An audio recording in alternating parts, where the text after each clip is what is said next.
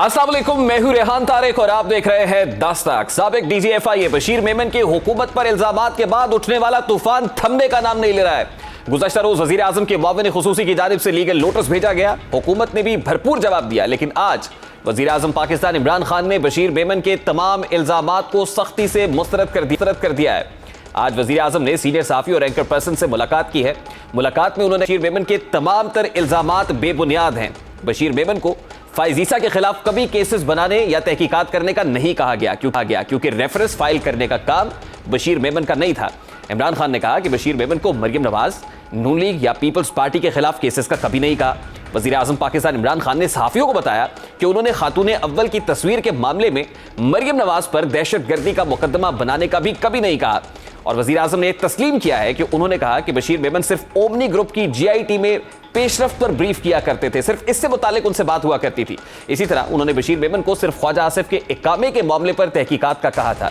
Khwaja Asif case की तहकीकात का फैसला काबीना इजलास में भी कर चुके थे, जिस पर मैंने कहा था कि तहकीकात करें। यह कैसे हो सकता है कि वज़ीर ख़ारिजा और दिफा गैर मुल्की इकामा और तनख्वाह लेता हो।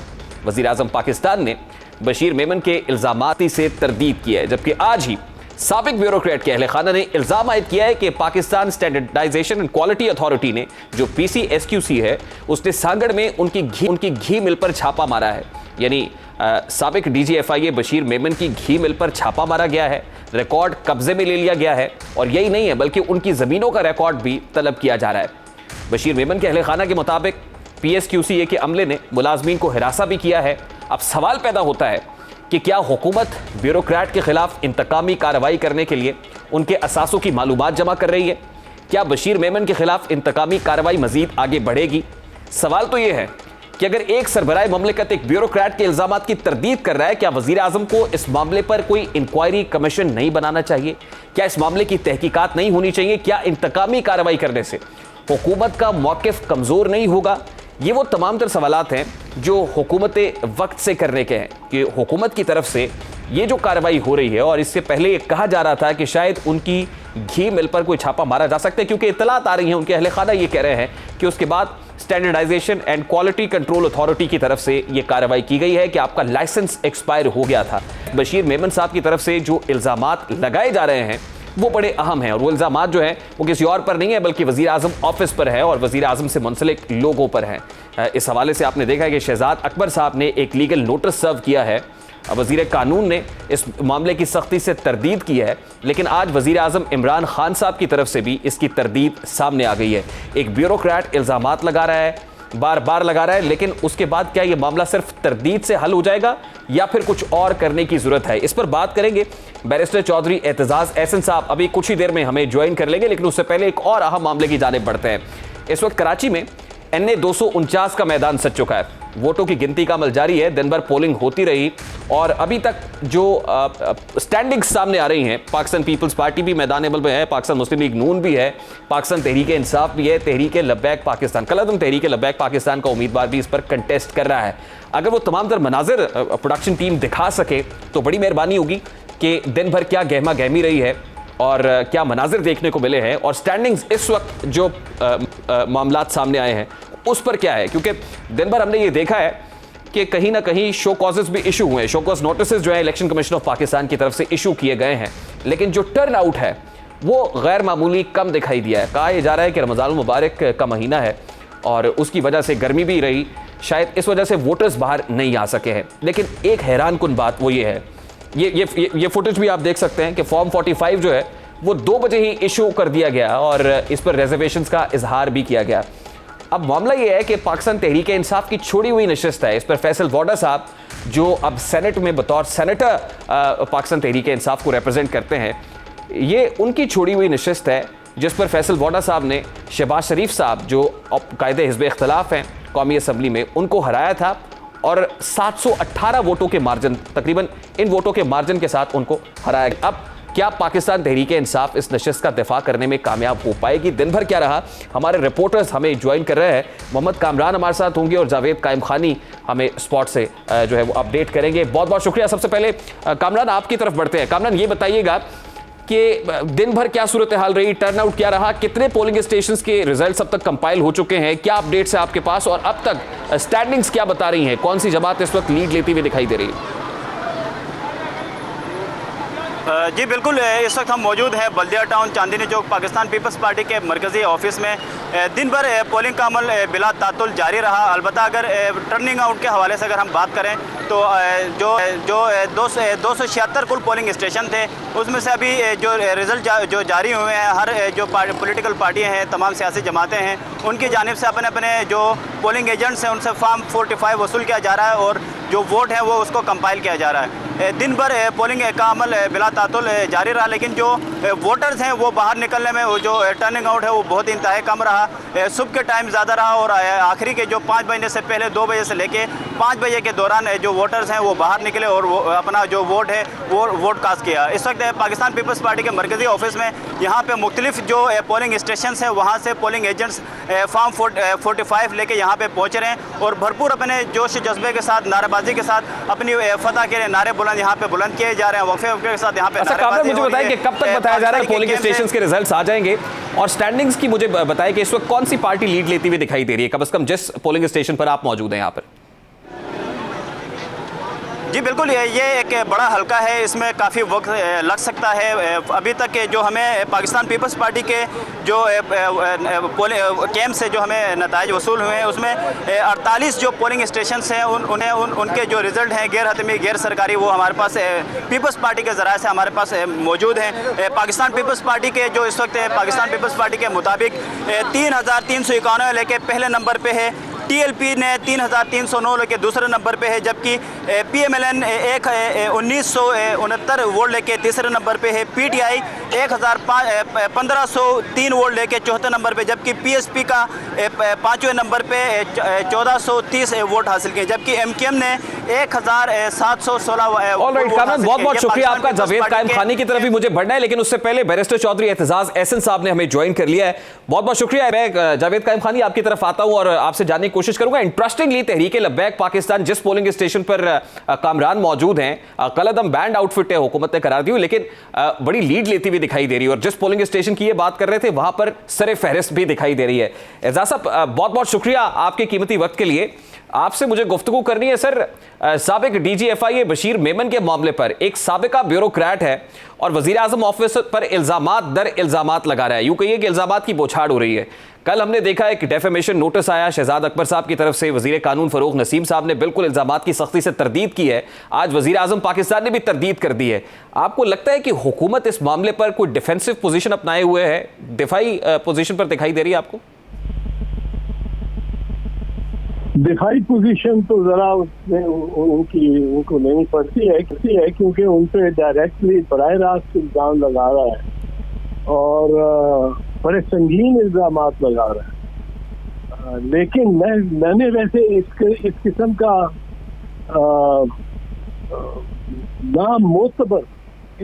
का नामोतबर गवाह बड़ा कम देखा है। कोई बयान जिसमें देता हो आपको नजर पता लग जाता है, डिमीनर से, उसके तरीके से, उसकी अदायगी से, उसके मजमून से जो उनको रिकवर कर रहा है।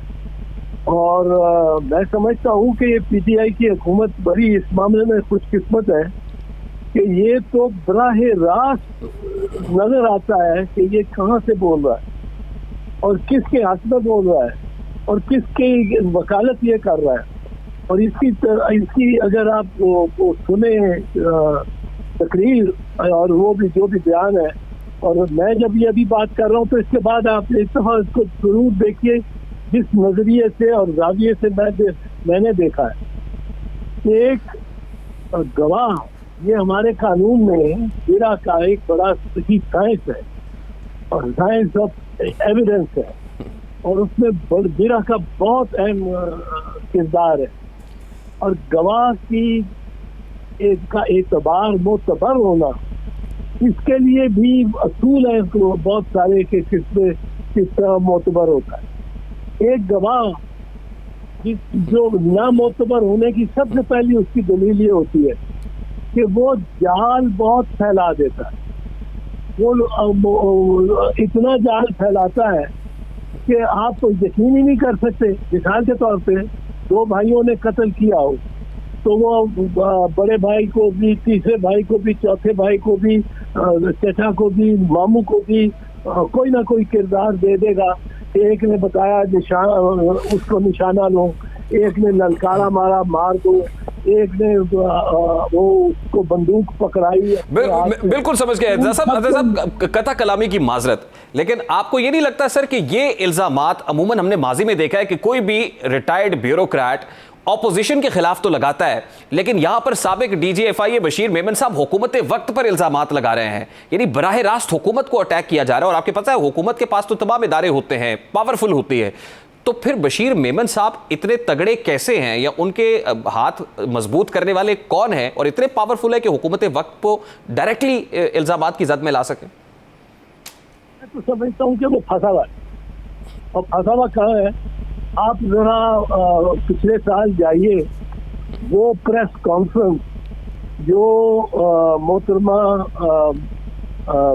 मरियम नवाज शरीफ ने की थी, जिसमें उन्होंने एक टेप को के कुछ हिस्से दिखाए थे, लेकिन टेप ना प्रेस ने बांटी थी, ना उन्होंने किसी अदालत में। वो जज अरशद मलिक साहब के हवाले से आप प्रेस कॉन्फ्रेंस की बात कर रहे हैं शायद। वो अरशद मलिक के मुतालिक जो प्रेस कॉन्फ्रेंस थी, उसमें एक बात कुछ बड़ी, आप जरा निकालें, अपने एडिटर को कहें कि वो निकाले, वो यूं निकाल लेगा।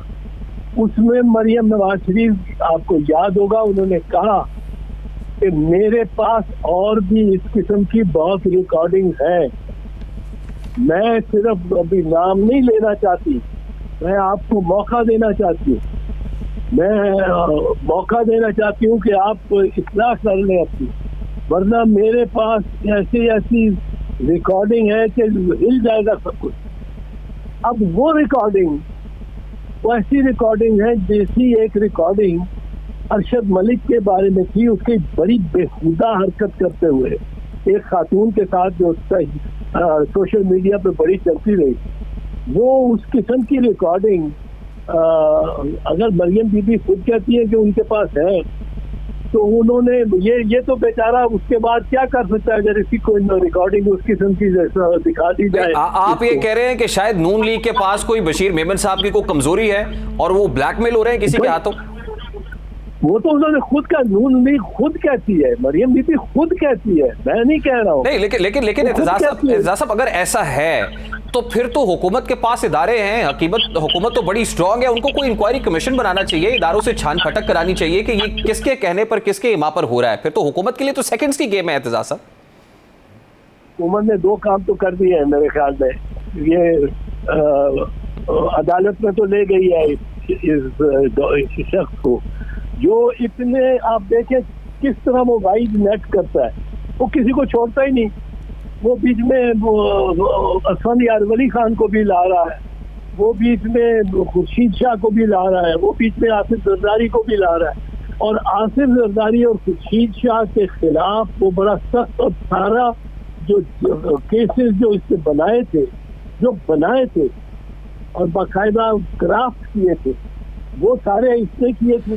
नहीं तो एतजाज साहब, ये तो इमरान खान साहब ने आज खुद कह दिया है कि मेरी बशीर मेमन से ओमनी ग्रुप के केसेस से मुतालिक बात जरूर हुई है, ये तो आज उन्होंने भी इंडोर्स किया है। भाई मैं ये कह रहा हूँ कि ओमनी ग्रुप के केसेस को अगर इमरान खान ने कहा तो इसने उसका इनकार किया, कहा कि मैं नहीं कर सकता। वहां तो इसने बढ़ चढ़ के काम किया, और फिर नेट में हर किसी का नाम डाल देता है। वो शाहिद खान अब्बासी भी, और नफीसा शाह भी, और ये जो है मरियम औरंगजेब भी, और खबर नहीं कौन, और इस तरह ये जो भी जहाल को इतना फैलाए वो दुआ। अच्छा एतजाज साहब, एक सादा सा सवाल है सर, ये जो जस्टिस काजी फाइज ईसा केस वाला मामला है सर, इसमें बशीर मेमन साहब ने कहा कि मेरे पास ये लोग आए जिसमें शहजाद अकबर साहब भी थे, उसमें प्रिंसिपल सेक्रेटरी साहब भी थे, वजीर कानून भी थे, और उन्होंने कहा कि ये केस बनाए। अब जिस वक्त रेफरेंस बनाया हुकूमत ने जस्टिस काजी फाइज ईसा के अगेंस्ट, तो आपको नहीं लगता कि FIA से पूछा तो होगा, या इदारों से पहले उनको कॉन्फिडेंस में लिया होगा कि भाई ये बनता है, क्या ऐसे कोई एविडेंसेस हैं, तो उसके बाद ही ऑब्वियसली प्रोसीड किया होगा? ऑब्वियसली इन्होंने एविडेंस दिया होगा, एविडेंस तो इन्होंने इनकी तरफ से आया होगा। तो फिर बशीर मेमन से बात तो की होगी सर इस मामले पर? बशीर मेमन से बात उन्होंने की है या बशीर मेमन ने की है, उसमें राब्ता तो हुआ होगा और इसमें कोई बात नहीं की। जब तक अगर अगर अगर काजी फैज ईसा साहब ये अपना मुकदमा हार गए होते तो ये नाम लेता उनका। आप ये सोचो, वो जिस दिन जीते हैं के उसके अगले दिन इसका बयान बनाया हुआ आ गया है और इसका बयान इस तरह चलता है, उसमें इतनी ज़बानी है, उसमें इस कदर रब्त है, इस कदर रब्त है कि और शरीफ खानदान को इतना ज्यादा वो फेवर करता है और आउट ऑफ दी वे जाके नवाज शरीफ और मरियम नवाज। एजाज साहब, आप ये कह रहे हैं कि वक्त बड़ा इंपॉर्टेंट है इस तमाम तर केस को समझने के लिए, लेकिन आप ये देखें कि जिस वक्त फुल बेंच कहता है अदालत का कि ये जो रेफरेंस था वो बदनीयती पर मबनी था, फिर ये जो 10 रुकनी फुल बेंच का डिसीजन आया है जिसमें कहा गया है कि एफबीआर अब कोई कार्रवाई नहीं कर सकता, एफबीआर के तमाम तर इकदामात को कलअदम करार दिया गया है, तो सर हुकूमत भी तो कहीं ना कहीं जेर अताब है, कहीं ना कहीं गलती हुकूमत से भी तो हुई है एजाज साहब? तो हुकूमत तो नाअहल हुकूमत है, ये तो इंतहाई नाअहल हुकूमत। ये तो इनका शुक्र करें कि इनको गवाह उससे ज्यादा नाअहल मिला है और झूठा मिला है। इनके खिलाफ जो गवाह है ये तो जिरा के 4 सवाल नहीं कह सकेगा। तो फिर हुकूमत देर किस बात की कर रही है सर? फिर हुकूमत को प्रोसीड करना चाहिए, कोई एक्शन लेना चाहिए बशीर मेमन के अगेंस्ट? नहीं, बशीर मेमन के अगेंस्ट इस तरह तो एक्शन लेंगे तो ये पंजाब हाईकोर्ट का कोई भी स्टे दे देगा और फिर जागरसाई होगी। What should the government do sir? अब हुकूमत को क्या करना चाहिए? मैं गवर्नमेंट का तो मशीन नहीं हूँ यार, मैं गवर्नमेंट को मशावरत being a legal expert sir, आप क्या समझते हैं अगर इतना ही वीक ग्राउंड्स पे बशीर मेमन खड़ा हुआ है? लीगल एक्सपर्ट भी मैं कोई मतलब है किसी को मशवरा देने वाला नहीं हूँ, ना दे रहा हूँ। मैं ये बता सकता हूँ एज ए लीगल एक्सपर्ट 50 साल मैंने वकालत की है, 55 साल, और मैंने हर किस्म के गवाह देखे हैं, हर किस्म के गवाह की जिरा की है, हर किस्म के गवाह की जिरा होते देखी है अदालतों में बैठे हुए। और मैंने इस कदर चहल बयां तो बंदा देखा कोई नहीं, और शहर और शीनी कलाम अल्लाह ताला की मुझे उम्र में ज्यादा था और मैं ये और मेरे से भी ये करम ये और इस कदर, और फिर नाम हर एक को जाल में डाले आ रहा है। ऑल राइट एहतजाज साहब, बिल्कुल ये इसमें तो रिहर्सल बड़ा किया हुआ था, इसमें तो जितना रटे हुए होते हैं मुकदमा, ये तो बड़ा रिहर्स ये था, एपिसोड था। बिल्कुल पॉइंट टेकन एहतजाज साहब, बहुत बहुत शुक्रिया आपके कीमती वक्त के लिए। बैरिस्टर चौधरी एहतजाज एहसन साहब मौजूद थे। अभी हमारे रिपोर्टर कामरान इससे पहले NA 249 की सिचुएशन बता रहे थे, पाकिस्तान पीपल्स पार्टी के कैंप में क्या है, और इस वक्त वहां पर जिस पोलिंग स्टेशन पर मौजूद थे TLP लीड लेती हुई दिखाई दे रही है। जावेद कायम खानी इस वक्त हमें ज्वाइन कर चुके हैं। बहुत बहुत शुक्रिया जावेद कायम खानी आपके वक्त के लिए। जावेद, ये बताइएगा कि आप इस वक्त जो है वो किस पोलिंग स्टेशन पर मौजूद हैं और यहां पर स्टैंडिंग्स क्या बता रही है, कितने पोलिंग स्टेशन के नतीजे आ चुके हैं अब तक?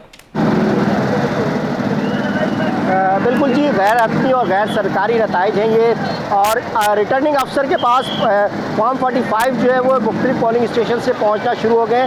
जैसे जैसे ताज़ा पहुंच रही है उस हवाले से जो है इस वक्त तक तकरीबन 70 से ज़ायद पोलिंग स्टेशन के रिज़ल्ट जो है वो अनाउंस किए गए हैं रिटर्निंग अफसर के वहाँ से दफ्तर से। उसके मुताबिक जो है वो अक्सरियत जो दिखाई दे रही है, वाज़ेह बरतरी जो दिखाई दे रही है वो नून लीग की, और इस वक्त हम जो मौजूद है वही हल्के के अंदर 249 के अंदर मेन 24 मार्केट है, उसके बाहर मरकजी दफ्तर है नून लीग का, वहाँ पर मौजूद है, और उसमें जो नून लीग के वो पोर्ट्रेट उन्होंने उठाए हुए हैं। उसके साथ साथ उन्होंने जो है वो हाथों के अंदर शेर जो उनका इंतखाबी निशान है उसके पोर्ट्रेट भी उनके हाथ में मौजूद है, और एक जश्न का समा है। जीत से पहले ही जो है वो अनाउंसिंग से पहले ही ऐसा समा नज़र आ रहा है जैसे कि यहाँ पर जो है वो नून लीग की फतह हो गई है। अगर आपको माजी में लेके चलूँ तो जो जनरल इलेक्शन थे उसके अंदर भी जो शहबाज शरीफ यहाँ से खड़े हुए थे तो कोई ज़्यादा मार्जिन से जो है वो वोट से जो उनकी शिकस्त नहीं हुई थी। फैसल वावडा जो है वो कुछ 100 वोट थे जिनके बिना पर जो है वो कायम खानी, ये बात आपकी ठीक है कि गुज़श्ता इलेक्शन आम इंतखाबात के अंदर भी कोई मार्जिन बहुत ज्यादा नहीं था, लेकिन देखिए अभी 276 पोलिंग स्टेशन हैं, अभी तो बहुत कम पोलिंग स्टेशन के नताइज सामने आए हैं। ट्रेंड ये जरूर बता रहा है कि पाकिस्तान मुस्लिम लीग नून लीड कर रही है, लेकिन पाकिस्तान तहरीक इंसाफ के यहाँ क्या है? क्या 2018 में जो मार्जिन बहुत कम था, एक डिमिनिशिंग लीड थी, क्या वही बरकरार रहेगा या आपको लग रहा है कि पाकिस्तान तहरीक इंसाफ बहुत पीछे रहेगी? जी, आपने जो सवाल किया उसका मेरे अंदाजे के मुताबिक यही जवाब है कि इस वक्त तक वो वाकई उन हल्कों के उन पोलिंग स्टेशंस के जो है वो रिज़ल्ट नहीं आए जहां से पीटीआई की अक्सर उनके रिज़ल्ट आना भी बाकी हैं। वो जो पोलिंग स्टेशंस हैं जो पीटीआई, एमक्यूएम, पीएसपी और उसके बाद अब लाइन में जो है वो पीपल्स पार्टी भी है, वो इन हल्कों के अंदर वोटर्स थे, उन हल्कों के रिज़ल्ट सामने है जिसमें बरतरी इनकी ज़रूर है। लेकिन ऐसा कहने का मतलब वक्त होगा कि वाज़ेही वही बरतरी से जो है वो सिचुएशन रहेगी जो आम इंतखाबात के अंदर रही, लेकिन उसके बरक्स से कि लोगों ने जो है वो मुस्तरद किया पीटीआई के नुमाइंदे को। एक तो ये कि तरक्याती काम जो है इस हल्के के अंदर नहीं हुए, कोई सबसे मेजर प्रॉब्लम जो है इस इलाके की बल्दिया टाउन एक बहुत डेंसली पॉपुलेटेड एरिया है और बहुत बड़ी कॉन्स्टिट्यूंसी है ये NA 249। इसके अंदर मेजर प्रॉब्लम इंफ्रास्ट्रक्चर और पानी का है, वो यानी कि 35। बिल्कुल ठीक है, बहुत बहुत शुक्रिया जावेद कायम खानी और मोहम्मद कामरान, आप हमें ज्वाइन कर रहे थे, डिफरेंट पोलिंग स्टेशंस पर मौजूद हैं। ट्रेंड्स क्या बता रहे हैं हमारे रिपोर्टर हमारे साथ है, लेकिन पाकिस्तान तहरीक इंसाफ के कैंप में इस वक्त खामोशी क्यों है? और पाकिस्तान तहरीक इंसाफ जो यहाँ से NA 249 से इलेक्शन कंटेस्ट कर रही है, अपने नशिस्त के दिफा में स्ट्रगल कर रही है, क्या करने में कामयाब हो पाएगी? इस मामले पर बात करेंगे। पाकिस्तान तहरीक इंसाफ के कैंडिडेट अमजद आफरीदी हमें इस ब्रेक के बाद ज्वाइन करेंगे और फिर टीएलपी के मामले पर, जिसपे कामरान ये बता रहे थे कि टीएलपी लीड लेती हुई दिखाई दे रही है, बैंड आउटफिट है लेकिन फुटिंग्स मौजूद हैं, इस मामले को भी उठाएंगे इस ब्रेक के बाद। हमारे साथ रहेगी।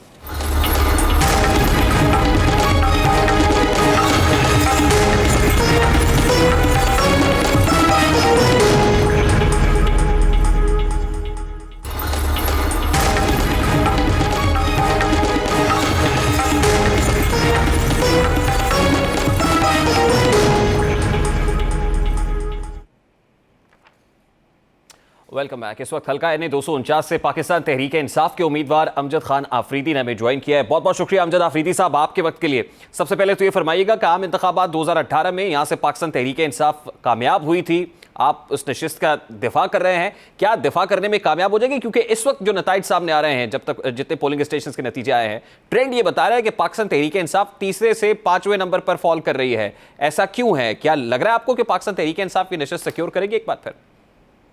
मैं आज तकरीबन तमाम पोलिंग स्टेशन का विज़िट किया मैं खाली यूसीज़ में गया हूँ पोलिंग स्टेशन हूँ, मैंने वहाँ जाकर देखा। बात ये है कि रश भी मैंने देखा, मेरे सामने पर्चियाँ कटी हुई भी देखी और माशाल्लाह जितने लोगों ने वोट कास्ट करने आए थे उनसे भी मेरी मुलाकात हुई और जो इलाके का रिस्पॉन्स था वो के सामने था, क्योंकि 3 सर्वे उससे पहले हुए थे। तो ये इस तरह का नहीं, अभी तो 15% सामने आया है रिज़ल्ट, अभी तकरीबन 75% पीछे 85%। तो उसमें जो होगा वो रिज़ल्ट देखा जाएगा, फिर उस पर बातचीत की जाएगी। मैं मुतमईन हूँ क्योंकि मुझे नहीं कि हमारे पास जो रिज़ल्ट आ रहे हैं वो माशाल्लाह ठीक चल रहे हैं। हम भी अपने रिज़ल्ट कंप्लीट कर लें उसके बाद बात करेंगे। हमारे लड़के अभी तक बहुत सारे रिज़ल्ट बाकी हैं, वो मिले नहीं हमें, और जैसे वो लेकर आते हैं काउंटिंग करके उसके बाद फिर हम उस पर बात करेंगे। अच्छा, ये तो आपने अपने पोलिंग एजेंट्स को बताया था ना कि जब तक फॉर्म 45 नहीं मिलता आपने पोलिंग स्टेशन से बाहर नहीं आना है, तो उम्मीद है कि फॉर्म 45 लेकर लोग निकलेंगे ताकि उसके बाद अगर कोई रिजर्वेशंस होते हैं तो एड्रेस हो सके प्रॉपर फॉर्म के ऊपर। बिल्कुल बिल्कुल, हमने ये बाकायदा ट्रेनिंग में बताया गया था कि आप फॉर्म 45 लेकर आओगे और उसके बगैर नहीं आओगे। देखिए बड़ा रिस्पॉन्स है यहाँ का, मैं यहाँ का लोकल नुमाइंदा हूँ, मुझे खुद ये समझ नहीं आ रही क्योंकि इनके 12 बजे के बाद तो टेंट लगे थे आज और टेंट पर लोग आए थे, तो ये कैसे हो सकता है कि इस तरह का रिज़ल्ट सामने रख दिया जाए? तो ये मखसूस कुछ चैनल्स चला रहे हैं। खैर हम भी देखते हैं तमाम रिजल्ट आ जाए उसके बाद बात करते। अगर टर्न आउट की बात की जाए, आप कह रहे हैं रिस्पांस बहुत अच्छा रहा, लेकिन टर्न आउट जो बताया जा रहा है वो को 20% से ज्यादा नहीं है, और 20% से टर्न आउट ज्यादा ना होने का मतलब तो बड़ा हैरानकुन है कि लोग बाहर निकालने में कामयाब नहीं हो सके, ना तो आप निकालने में कामयाब हो सके, ना ही दीगर जमातें जो है उस तरह से कैंडिडेट्स को अपना वोटर्स को पुल कर सकें। देखिए इससे बिल्कुल एग्री करते हैं, हमने पहले एप्लीकेशन भी लगाई थी इस पर, एक 95% ये मजदूर तबका है इस एरिए के अंदर। और हम भी चाह रहे थे कि ये रमज़ान में अगर होता है तो संडे वाले दिन हो या फिर बाद में। और भी बहुत सारी जमातों ने लगाई थी कि रमज़ान की रिस्पेक्ट में, क्योंकि हमें ये मग़फ़रत का महीना है और उसके अंदर। खैर आज टर्न आउट कम रहा और गर्मी शदीद थी, रोज़े में थे लोग, तो ये मुश्किलात थी जिसकी वजह से मेरे ख्याल से लोग कम निकले। अगर ये इसमें थोड़ा सा कोई संडे तक आपको जो क्या दिखाई दे रहा है सर कि टर्नआउट कम होने का नुकसान सबसे ज्यादा किस जमात को उठाना पड़ेगा? क्योंकि अगर टर्नआउट कम हुआ है, ये हल्का तो ऑलरेडी पाकिस्तान तहरीक इंसाफ की कॉन्स्टिट्यूएंसी थी, अगर टर्नआउट कम रहा है तो क्या पाकिस्तान तहरीक इंसाफ अल्टीमेटली टर्नआउट कम होने का नुकसान उठाती हुई दिखाई दे रही? देखिए वो रिजल्ट पर बात होगी। टर्नआउट हमारा जो हल्का था उसके अंदर टर्नआउट जो जितना भी हुआ है हमारा ठीक था माशाल्लाह जिस तरह से। मगर एक दो इश्यूज थे इलेक्शन कमीशन की जानिब से। हमें इशू ये थे कि पिछली बार जो 2018 में वोटर्स थे वो आज बड़ी तादाद में 15-16 हज़ार वोटर यहाँ पर नहीं है, उसमें हमारे दूसरी पार्टियों के भी लोग शामिल हैं। मैं ये नहीं बात कर रहा कि उन्होंने बहुत सारा, क्योंकि वो उनके मुस्तकिल एड्रेस पर भेज दिए, वो आज वोट कास्ट करने आए, मायूस हुए, इससे वापस गए, रोज़े की हालत में आए। तो ये चीज़ें भी थी। खैर गर्मी थी, कोरोना था और छुट्टी का दिन भी नहीं था, ये ट्यूसडे का दिन था।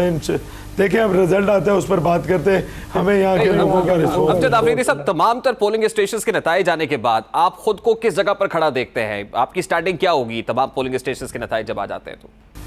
इंशाल्लाह हम जीतेंगे, मैं मुतमईन हूँ। 15% देखे 15%। अभी तो मेरे ख्याल से 45 पोलिंग स्टेशन के रिजल्ट आए। 200 कमों पे 265 पोलिंग स्टेशन है, 273। तो ये इसमें से जब वो आएंगे तो फिर रिजल्ट देखा जाएगा ना, शायद अगले अभी मैं गवर्नर से इमरान इस्माइल साहब को एक चैनल पे सुन रहा था, वो कहते हैं कि अब तो मार्जिन पे बात आ गई है, अगर हमको बड़े मार्जिन से हारते हैं तो ये लम्हा फिक्रिया होगा पाकिस्तान तहरीक इंसाफ के लिए। तो अब मार्जिन की बात करिए पाकिस्तान तहरीक इंसाफ के, कम मार्जिन से हारे तो चलिए काबिल कबूल है, अगर बड़े मार्जिन से हारते हैं तो फिर पाकिस्तान तहरीक इंसाफ को अपनी पॉलिसी को एटलीस्ट कराची के अंदर तो रिविजिट करना पड़ेगा। देखिए मैं इतना मुतमईन हूँ कि ये हम सीट निकालेंगे। हमने 5 बजे ही जश्न का प्रोग्राम ऑर्गेनाइज कर लिया था। हमें नहीं समझ आ रही है जो रिज़ल्ट आ रहे। खैर हमारे पास भी रिज़ल्ट जमा हो रहे हैं, हम उन पर भी बात कर रहे हैं। मैं वही बता रहा हूँ, अगले 45 पोलिंग स्टेशन में मैं शायद मैं इससे भी ज़्यादा लीड में हूँ अगले 45। फिर उसके बाद भी 200-150 पोलिंग स्टेशन होंगे। तो फैसला तब होगा जब कंप्लीट रिजल्ट आएगा उस पर। चले अमजद आफरीदी साहब, हमारी नेक तमन्नाएं आपके साथ हैं क्योंकि अभी बहुत सारे पोलिंग स्टेशंस के नतीजे आना बाकी है और आप ठीक कह रहे हैं कि उस वक्त फैसला होगा। जो भी फैसला होगा क्या आप उस फैसले को कबूल करेंगे? देखिए मुझे रिजल्ट जिस तरह से मिलता है, मेरे अभी तक वहाँ पर बैठे हुए हैं हमारे पोलिंग एजेंट बैठे हुए हैं, और जो इस पूरे दिन में हमारे हुआ, असल में ये 1-2 इलेक्शन कमीशन से ये भी शिकायत थी कि वो बहुत सारा तबका एक वो आया वोट कास्ट करने, उसके बाद उन्हें वो रूम ही नहीं दिए गए, गलत लिस्टें लगाई गई। ये अमले की गलती थी या इलेक्शन कमीशन की गलती थी, इस पर भी बातचीत करेंगे हम अपने बाकायदा लॉर्ड्स बुलाकर, और जो रिजल्ट आएगा उसको देख कर फिर पार्टी के बहुत शुक्रिया अमजद खान आफरीदी साहब आपके वक्त के लिए। पाकिस्तान तहरीक इंसाफ के उम्मीदवार अमजद खान आफरीदी हमारे साथ मौजूद थे। अभी एक ब्रेक लेंगे और ब्रेक के बाद जब वापस आएंगे तो मौलाना फजलुर रहमान पाकिस्तान पीपल्स पार्टी की पीडीएम में शमूलियत का इंदिया दे रहे हैं, क्या पाकिस्तान पीपल्स पार्टी राजी होगी, इस पर बात करेंगे। पाकिस्तान पीपल्स पार्टी के मरकजी रहनुमा चौधरी मंजूर हमारे साथ मौजूद होंगे इस ब्रेक के बाद।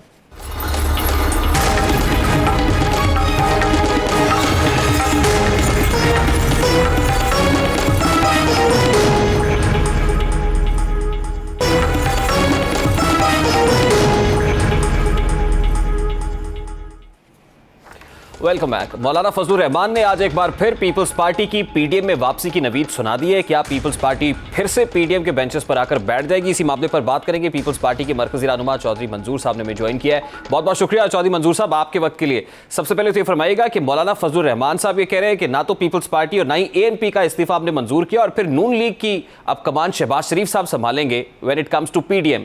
तो क्या ये change of command Pakistan Peoples Party के लिए खुशगवार साबित होगी और बेहतर तवक्कुआत के साथ आप पीडीएम में चले जाएंगे? देखिए इसमें बुनियादी बात जो समझने वाली है वो सिर्फ सादा और सिंपल है कि पाकिस्तान पीपल्स पार्टी की स्ट्रेटजी जो थी वो दुरुस्त साबित हुई। पाकिस्तान पीपल्स पार्टी ने कहा ज़िमनी इलेक्शंस में हिस्सा लेना चाहिए, इन्होंने कहा बाइकआउट करना चाहिए। ज़िमनी इलेक्शन में हिस्सा लिया, उसमें कामयाबी मिली। हमने कहा कि सेनेट के इलेक्शन में हिस्सा लेना चाहिए, सेनेट के इलेक्शन में हिस्सा लिया, हमें कामयाबी मिली। इवन हमने अपने सबसे सीनियर बंदे को झोंका उसमें, तो उससे हमें कामयाबी हासिल हुई, जिसके नतीजे के तौर पर आज आपके सामने है सूरत हाल।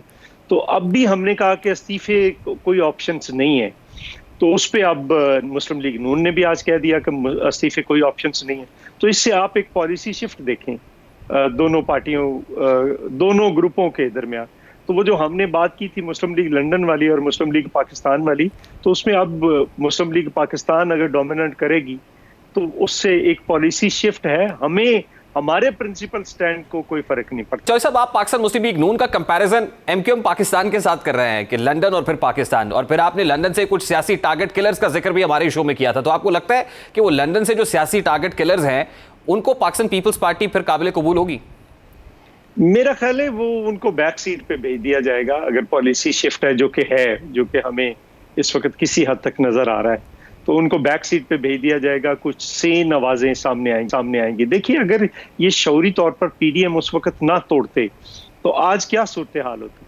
आज पाकिस्तान पीपल्स पार्टी जो कह रही थी कि अदम एतमाद लेकर आए, तो जहांगीर खान तरीन का जो कॉन्फ्लिक्ट हुआ था उस वक्त अगर पीडीएम कायम होती तो ये तो दोनों हुकूमतें नहीं थी, ना सेंटर की हुकूमत थी ना नीचे वाली हुकूमत, तो खत्म हो जाती है। अब अगर आप पीडीएम में बैठे हुए होंगे, के जरिए कर दिया, अब अगर आप पीडीएम में दोबारा जाएंगे तो क्या अर्ज करेंगे शहबाज शरीफ साहब को और दीगर जमातों को कि आप इन हाउस चेंज लेके आए, क्योंकि बड़े स्टेक होल्डर तो पाकिस्तान मुस्लिम लीग नून ही है when it comes to Punjab, तो क्या शहबाज शरीफ साहब को कन्विंस करेंगे आप? देखिए, हम अगर जाते हैं तो हम अपनी शराइत पे अब जाएंगे। अब ये तो नहीं है कि हम भागे भागे चले जाएंगे। हमने जो कहा था उस पे हमारा नुक्ता नजर तारीख के दोराए पर दुरुस्त साबित हो रहा है और उनका नुक्ता नजर, सारे नुक्ता नजर गलत साबित हुए। तो अब देखिए, हम पहले कुछ बातें करके जाएंगे अगर गए तो ऐसा पाकिस्तान पीपल्स पार्टी की पीडीएम में वापसी किन शराइत से मशरूत होगी? मैंने कहा है कि वो वापस लें, नोटिस को वापस लें, उस पर माफी मांगे और फिर उसके बाद पाकिस्तान पीपल्स पार्टी उसको रिकंसिडर करेगी। और फिर पाकिस्तान पीपल्स पार्टी ने जो कहा था अदम एतमाद वाली तहरीक जो है उनको लेकर आया जाए, इस हुकूमत को, एक नीम फाशिस्ट हुकूमत है, इसको हटाया जाए। ठीक है, यानी आपकी जो one of the prominent conditions हैं वो ये है कि एक तो शो कॉज नोटिस जिसको आपने फाड़कर फेंक दिया था उस नोटिस को वापस लिया जाए, और दूसरा ये तय करेंगे आप पीडीएम में जाने से पहले कि इन हाउस चेंज का ऑप्शन होगा और उसको एक्सरसाइज भी किया जाएगा। इन हाउस चेंज भी और बाकी भी कि आइंदा इत्तेहाद को कैसे लेकर चलना है। अच्छा, वैसे ये तो नहीं हो सकता कि दोनों पार्टियां जो हैं वो ऊपर बैठ जाएं और कहीं बाकियों को कहें आप घर चले जाएं। ये रोटेशन में एआरडी के अंदर और बाकी जगह पे रोटेशन पे वो दे रहे हैं, तो ये भी सारी चीजें देखनी पड़ेगी। अच्छा, वैसे चौधरी साहब, आप बड़े सीजन पॉलिटिशियन हैं, आपको क्या लगता है सर मोडालिटीज क्या होनी चाहिए और पीडीएम को आगे चलाने की? और फिर आपको लगता है कि अब हुकूमत के तकरीबन 2.25 साल ही रह गए हैं, तो वो जो बातें हो रही थी हुकूमत को घर भेजने वाली, 5 साल पूरे ना करने वाली, अब जब मरियम बीबी का स्टेटमेंट भी आ गया और फिर अब टाइम बड़ा कम रह गया और इतने इख्तलाफात के बाद, क्या हुकूमत को घर भेजने का कोई तरीका होगा पीडीएम के पास? नेचुरली वो अदम एतमाद की तहरीक जो है वो आ सकती है और बहुत लोग खफा हैं इनसे, लोग तो अपने हलकों में नहीं जा पा रहे। देखिए, मसला ये मेरा और आपका मसला नहीं है, मसला तो लोगों का है। लोगों से पूछे ना, जो महंगाई क्या तो, जिनको आटा नहीं मिल रहा, जिनको चीनी नहीं मिल रही, जिनको घी नहीं मिल रहा, जो बिजली के बिल जो देने के कासर ही नहीं, वो ठीक है, बहुत बहुत शुक्रिया चौधरी मंजूर साहब। पाकिस्तान पीपल्स पार्टी के मरकज़ी रहनुमा चौधरी मंजूर साहब हमारे साथ मौजूद थे। वो कहते हैं कि पाकिस्तान पीपल्स पार्टी की कुछ शराइत हैं और शराइत रखी जाएंगी और उसके बाद ये फैसला करेंगे कि हमने पीडीएम के बेंचेस पर बैठना है या नहीं बैठना। बारकैफ क्या होता है ये मामला कुछ ही रोज़ में सामने आ जाएगा। NA 249 का मेला सजा हुआ है, पोलिंग स्टेशन से नताइज आ रहे हैं, ये नताइज आते रहेंगे। 276 पोलिंग स्टेशन हैं और यकीनन जैसे जैसे ये मामला आगे बढ़ेगा तो क्लैरिटी आ जाएगी कि कौन सी जमात लीड करती हुई दिखाई दे रही है। और फिर सवाल तो होगा कि जो भी जीतेगा क्या उन इश्यूज को रिजॉल्व कर पाएगा जो इश्यूज सर्वेस के अंदर भी सामने आए हैं। लोगों के पास पानी के मसाइल बहुत ज़्यादा हैं, लोगों के पास वहाँ गंदगी के इश्यूज हैं और छोटे छोटे पैटी इश्यूज हैं जो हल तलब हैं। क्या जो भी नुमाइंदा है वो इन मसाइल को हल करेगा, ये भी एक सवाल है। ये तो था आज का दस्तक। आपसे मुलाकात होगी इंशाल्लाह कल। अपना रखिएगा ख्याल। अल्लाह हाफ़िज़।